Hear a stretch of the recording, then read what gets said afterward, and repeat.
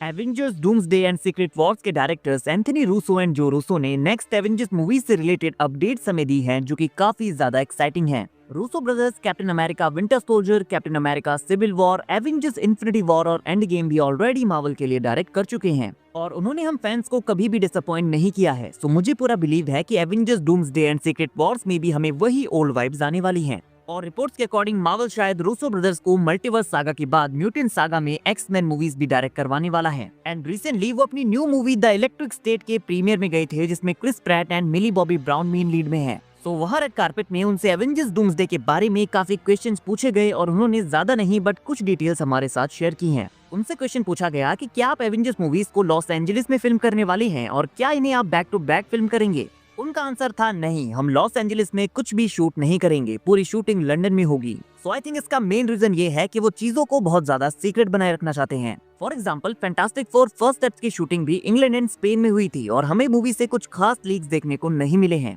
Even जो एक mystery character हमें देखने को मिला था उसका फेस भी कम्प्लीटली कवर कर दिया गया था। सो मार्वल यहाँ पर लीक से बचना चाहता है। और जो रूसो ने कहा कि वो डूम्सडे एंड सीक्रेट वॉर्स को बैक टू बैक शूट करने वाले हैं। वो मूवीज की फिल्मिंग में 1 साल का ब्रेक नहीं लेंगे जैसा कि ओरिजिनल प्लान था। और हम जानते हैं कि एवेंजर्स डूम्सडे की फिल्मिंग नेक्स्ट मंथ स्टार्ट हो जाएगी, तो उसी के बाद एवेंजर्स सीक्रेट वॉर्स की फिल्मिंग को भी शुरू कर दिया जाएगा। इन दोनों ही मूवीज का आपस में कनेक्ट करना जरूरी है, सो इट मेक सेंस। और फिर उन्होंने स्टोरी के बारे में कुछ रिवील किया कि हम इसकी स्टोरी के लिए काफी ज्यादा एक्साइटेड हैं। हमने एक ऐसी स्टोरी चूज की है जो कि बहुत ही ज्यादा चैलेंजिंग होने वाली है। एक ऐसी स्टोरी है जो हमारे साथ ऑडियंस के लिए भी काफी ज्यादा चैलेंजिंग होगी और हम इसे एग्जीक्यूट करने के लिए बहुत ज्यादा एक्साइटेड हैं। फिर उनसे क्वेश्चन पूछा गया कि क्या एक्स-मैन भी एवेंजर्स मूवीज में अपीयर होने वाले हैं। रूसो ब्रदर्स का आंसर था पता नहीं, यहाँ कौन कौन आने वाला है। यहाँ वो कोई सा भी कैरेक्टर आ सकता है जिसे आप देखना चाहते हैं। मार्वल के पास कई सारे कैरेक्टर्स हैं तो आपको कोई सा भी कैरेक्टर यहाँ दिख सकता है। और गाइस यही तो हम देखना चाहते हैं। Avengers Doomsday and Secret Wars वो मूवीज होने वाली हैं जहाँ इन्फिनिटी वॉर और एंड गेम से भी बड़ा क्रॉसओवर देखने को मिलेगा।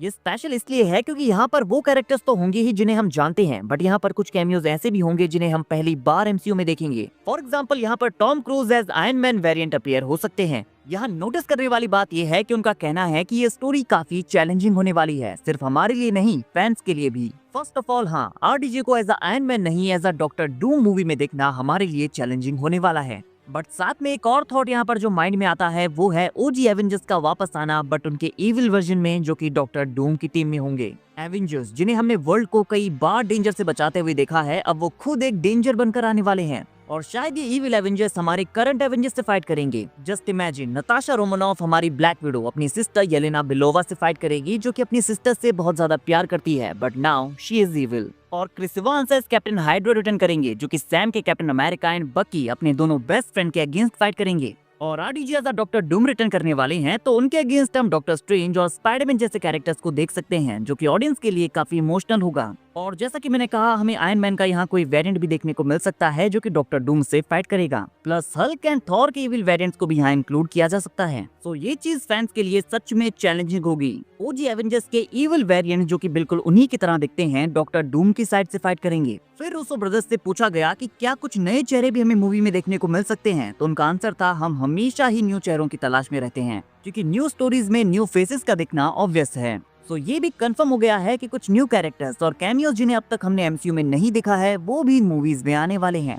एंड गाइस अगेन जब उनसे स्टोरी के बारे में पूछा गया तो उनका कहना था कि ये स्टोरी काफी रेडिकल होने वाली है। देन यहाँ एक और चीज माइंड में आती है और वो है सैक्रिफाइसेस। इन्फिनिटी वॉर और एंड गेम में हमने कुछ इंपॉर्टेंट हीरोज को खोया था, so definitely doomsday and Secret Wars में हम इससे भी ज्यादा अमाउंट में हीरोज को खोने वाले हैं क्योंकि ये एक नॉर्मल नहीं मल्टीवर्सल वॉर है। और कॉमिक्स की सीक्रेट वॉर्स के एंड में जब सारे हीरोज मिलकर डॉक्टर डूम को डिफीट कर देते हैं तो वो पूरे मल्टीवर्स को रिस्टोर कर लेते हैं। सो उसके बाद हमें एमसीयू में भी एक कम्प्लीटली न्यू यूनिवर्स देखने को मिलेगा जहां पर एवेंजर्स, एक्स-मैन, फैंटास्टिक फोर सारे इसी यूनिवर्स में एग्जिस्ट करेंगे। तो अब मार्वल जिन हीरोज के साथ म्यूटेंट सागा में एंटर करना चाहता है वो हीरोज यहाँ पर सरवाइव कर लेंगे, बट जिन हीरोज को मार्वल अपने साथ आगे म्यूटेंट सागा में नहीं ले जाना चाहता वो सारे हीरोज सीक्रेट वॉर्स में ही मरने वाले हैं। और न्यू सागा म्यूटेंट सागा है जहाँ पर म्यूटेंट्स के ऊपर ज्यादा फोकस होने वाला है। तो आई थिंक सीक्रेट वॉर्स में हमें एवेंजर्स के सैक्रिफाइसेस देखने को ज्यादा मिलेंगे। And guys Anthony Russo and Joe Russo इन दोनों ही मूवीज के लिए काफी ज्यादा एक्साइटेड हैं, तो मैं भी बहुत ज्यादा एक्साइटेड हूँ। नाउ गाइस आप कमेंट करके बताइए कि रूसो ब्रदर्स ने जिन चैलेंजेस की बात की है वो कौन से चैलेंजेस होने वाले हैं। क्या ये चैलेंज हमारे ओजी एवेंजर्स की इविल टीम होने वाली है या ये कुछ ऐसा होगा जहाँ पर एवेंजर्स में से बहुत ही कम नेक्स्ट सागा में एंटर कर पाएंगे। कि चैलेंजेस कोई भी हो, एक बात तो क्लियर है कि फैंस इन सारे चैलेंजेस को फेस करने के लिए तैयार हैं। सो वीडियो अगर अच्छी लगी हो तो वीडियो को लाइक और चैनल को सब्सक्राइब करना ना भूलें, बिकॉज ऐसी ही अमेजिंग वीडियोस हम डेली लाते रहते हैं।